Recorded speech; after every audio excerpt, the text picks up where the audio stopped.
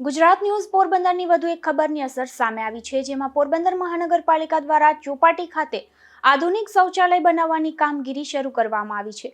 જે ગોકળગાયની ગતિએ ચાલતી હતી તે તાત્કાલિક તેજ બનાવવામાં આવી છે.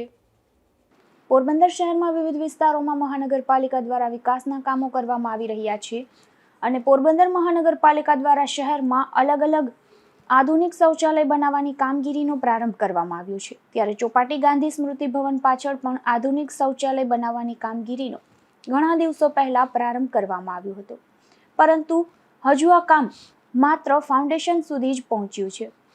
આ કામ ગોકળગાયની ગતિએ ચાલતું હોવાથી શૌચાલયની કામગીરી ક્યારે પૂરી થશે તેવા સવાલો પણ ઉઠી રહ્યા છે.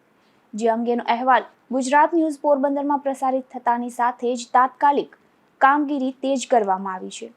હાલ આ કામગીરીમાં આધુનિક શૌચાલય પણ ઉપલબ્ધ કરી દેવામાં આવ્યું છે. ત્યારે હવે તેમના સેફટી ટેન્ક સહિતની કામગીરી ચાલી રહી છે. નિપુલ પોપટ સાથે અશોક થાનકી, ગુજરાત ન્યૂઝ પોરબંદર.